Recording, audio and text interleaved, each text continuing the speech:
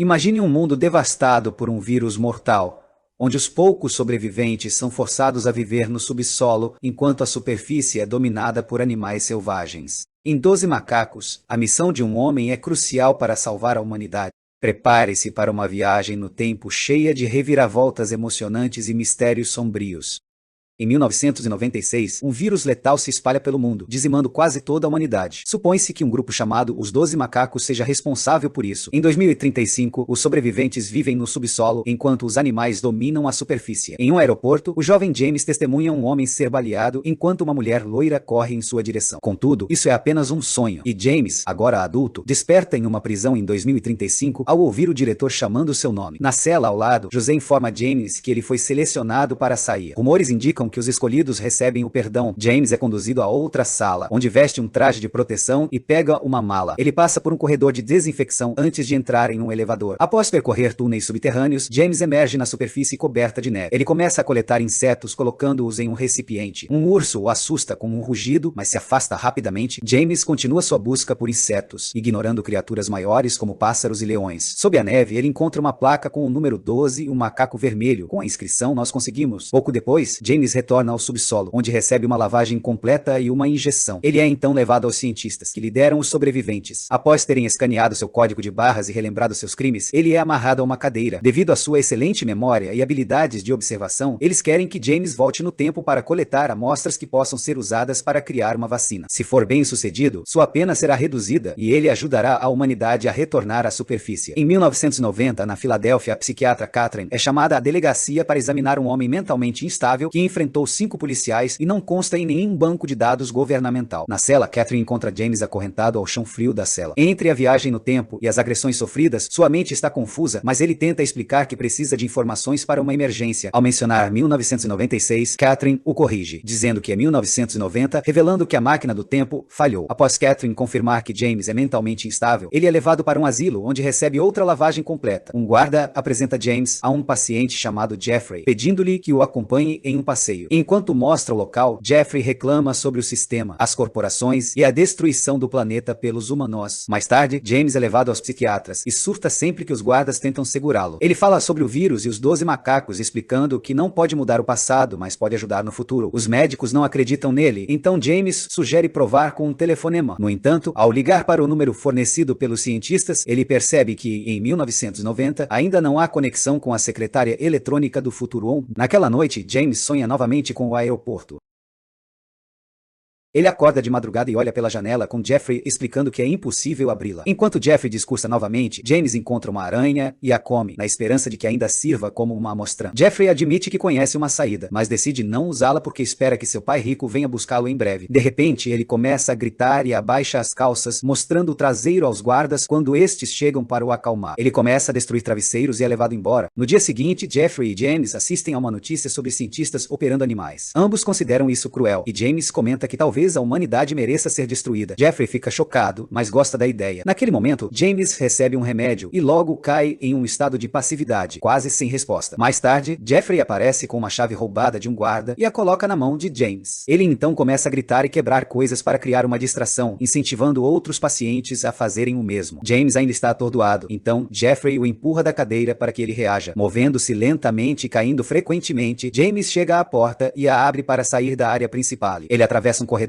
e encontra um guarda que no futuro será o diretor da prisão. A porta da frente está trancada, então o guarda diz a ele para pegar o elevador, sem se importar com sua fuga. Depois de pegar o elevador, James acidentalmente dispara um alarme e os guardas logo vêm atrás dele. Eles rapidamente o cercam e James luta contra o controle deles, conseguindo atingir alguns homens antes de ser capturado. Então, James é amarrado a uma maca e deixado em uma sala isolada. Depois, Catherine explica aos outros médicos que tem um sentimento estranho sobre James, como se o conhecesse de algum lugar. A conversa é interrompida por um guarda, que os leva até a sala isolada. James desapareceu completamente, o que é impossível porque a sala só tem uma porta trancada e nenhuma outra saída. O sonho do aeroporto assombra James novamente, e desta vez ele vê um homem com o rosto de Jeffrey e uma maleta fugindo. De repente, ele acorda sozinho em uma sala em 2035. Ele pode ouvir um homem com uma voz rouca falando coisas incoerentes, dizendo que pode estar na cela ao lado ou ser apenas uma invenção da sua imaginação. Logo, James é levado aos cientistas, que tocam uma gravação distorcida de alguém falando sobre a localização dos 12 macacos. James explica que não enviou a mensagem porque foi enviado para o ano errado e compartilha compartilha o que aconteceu. Os cientistas mostram a ele várias fotos antigas, e James reconhece Jeffrey na multidão dos 12 macacos. Eles perguntam se ele quer tentar novamente. Logo, James é colocado na máquina do tempo, que requer toneladas de fios e cálculos extras para fazer tudo certo desta vez. Infelizmente, James aparece no meio de uma batalha na Primeira Guerra Mundial. Enquanto corpos caem por toda parte, soldados franceses o interrogam sob a mira de uma arma, mas James não fala francês. Naquele momento, uma bomba explode e os soldados trazem um soldado ferido que é José. Enquanto um soldado tira uma foto, James rasteja até seu amigo, apenas para, de repente, levar um tiro na perna. Enquanto ele grita de dor, outro salto no tempo é acionado. Em 1996, Catherine está dando uma apresentação sobre loucura e visões apocalípticas. Um de seus exemplos é um soldado da Primeira Guerra Mundial que falou sobre uma doença que acabaria com a humanidade. O homem simplesmente desapareceu no meio da guerra, e a foto que ela usa se parece com José. Após a palestra, Catherine autografa seu livro para a multidão e é abordada pelo Dr. Peters, que acha que os alarmistas são os sãos e que a destruição do meio ambiente pela humanidade é a verdadeira loucura. Depois, Catherine caminha até seu carro e é atacada por um homem misterioso, que a sacode antes de entrar no carro com ela. Ele alega ter uma arma e a obriga a levá-lo para Filadélfia, explicando que não sabe dirigir porque vive no subsolo desde os 8 anos. Catherine percebe que o homem é James, que se desculpa pelo ataque e afirma que precisa da ajuda dela. Durante a viagem, James fica animado ao respirar ar fresco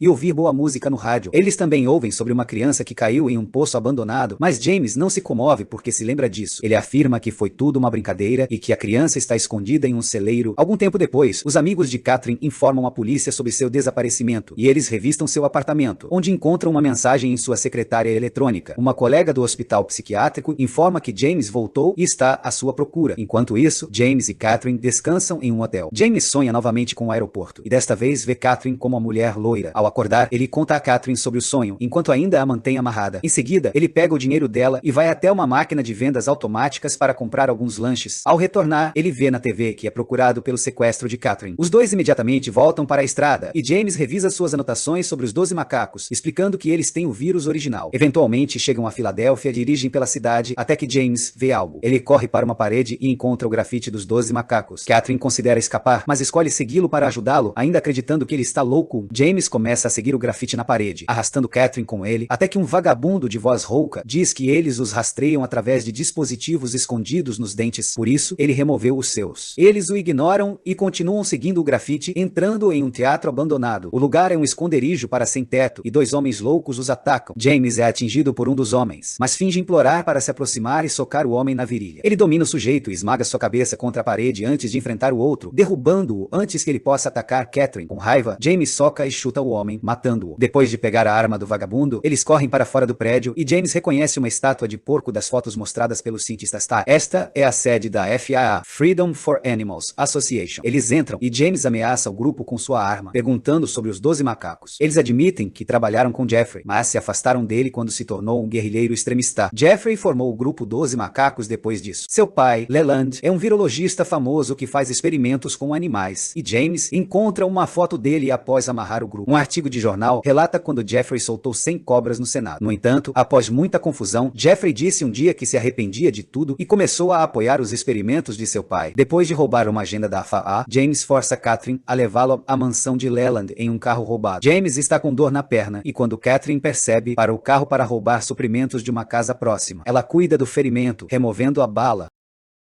James se desculpa antes de segurá-la com mais força. Momentos depois, ele chega à mansão e se esconde sob um carro para evitar ser visto. Quando sai, ele acidentalmente deixa cair a arma. Dentro da casa, Leland faz um discurso para seus convidados enquanto Jeffrey finge ser um filho bem comportado, mas está dormindo. Um guarda acorda Jeffrey abruptamente para informar que um homem estranho afirma que o conhece. Jeffrey vai investigar e finge não reconhecer James, mas muda de atitude quando James menciona 12 macacos. Jeffrey leva James para outro cômodo, buscando privacidade, enquanto James continua pedindo uma amostra do vírus. Jeffrey suspeita que James quer espalhar o vírus para destruir a humanidade, conforme ele mencionara no hospício, e, furioso, James o ataca, ameaçando jogá-lo sacada abaixo. Os guardas intervêm rapidamente, iniciando uma luta com James, enquanto Jeffrey grita contra o sistema. James troca golpes com os guardas, salta da sacada, aterrorizando os convidados, e foge sendo perseguido pelos guardas, causando pânico na cozinha. No entanto, James desaparece. Mais tarde, na floresta, floresta e libera Catherine do porta-malas. Frustrada, ela o ataca, mas sem obter resultado. Ao ouvirem a polícia se aproximando, Catherine buzina para chamar atenção. James dança no lago, apreciando a natureza antes de sumir repentinamente. Na manhã seguinte, Catherine retorna para casa após ser interrogada e ouve no noticiário que a criança desaparecida foi encontrada, confirmando o que James dissera.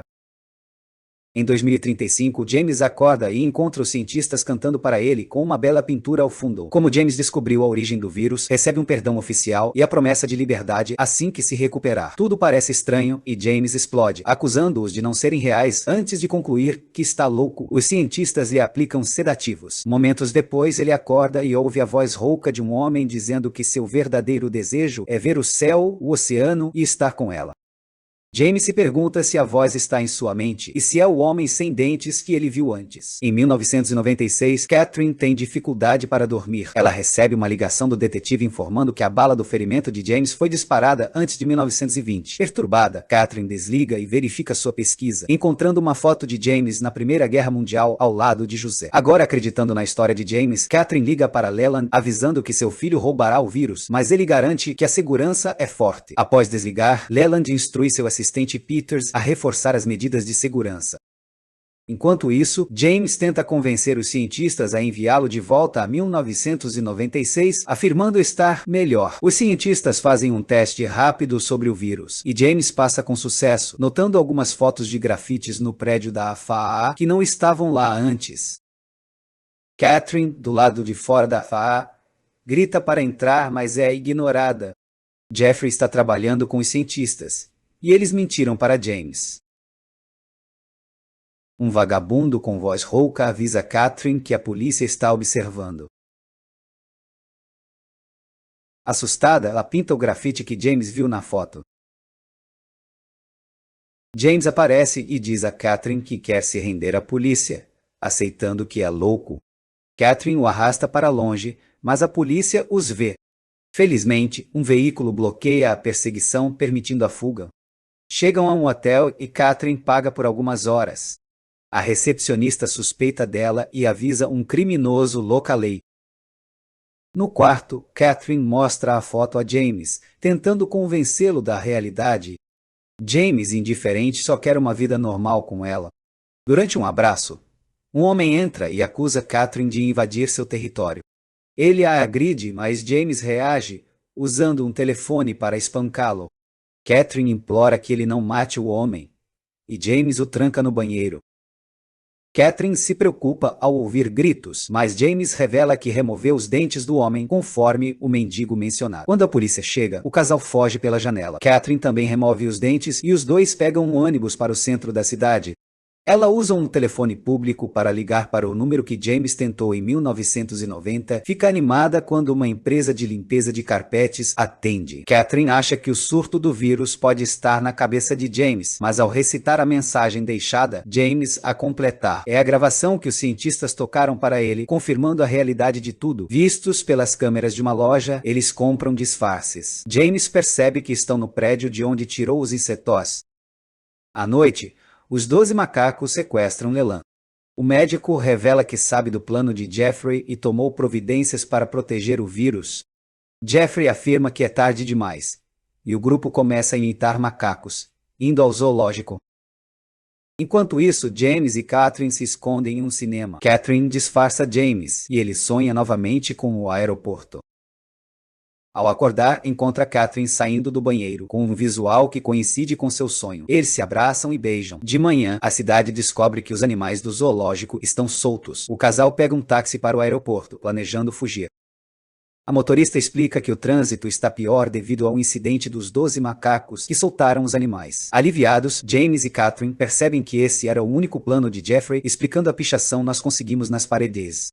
No aeroporto, os policiais distribuem cópias da foto de James para todos os funcionários. Ao chegarem, James nota que aquele é o lugar dos seus sonhos. Catherine vai buscar os ingressos enquanto James usa um telefone público, tentando enviar outra mensagem aos cientistas, informando que não foram os 12 macacos que liberaram o vírus e também que ele não deseja voltar. Na recepção, o homem com a mala do sonho de James está comprando ingressos para todos os destinos da lista de vírus. Em seguida, James vai ao banheiro para ajustar seu bigode, e o homem com a voz rouca fala de uma cabine, dizendo que James não pode ficar estar ali. James grita que já cumpriu sua missão, mas ao abrir a cabine, vê apenas um empresário aterrorizado. Ao sair, James encontra José, que confirma que os cientistas receberam a nova mensagem. José tenta entregar uma arma a James, mas ele recusa. José revela que sua missão é atirar em Catherine se James não cooperar, e James começa a sufocá-lo, mas se controla e acaba pegando a arma. Enquanto isso, o jovem James chega com sua família. Na banca de jornal, Catherine esbarra no homem da mala, que se revela ser Peters. Depois que ele sai, Catherine vê no jornal uma foto sua ao lado de Leland. Ela corre para encontrar James e conta a ele sobre Peters. Então eles começam a procurá-lo. Nesse momento, Peters é parado pela segurança do aeroporto, que pede para verificar a mala. Peters abre um frasco para provar que está vazio, mas ele está realmente começando a espalhar o vírus. Catherine e James tentam passar pela fila de segurança, mas são impedidos por um funcionário, iniciando uma discussão.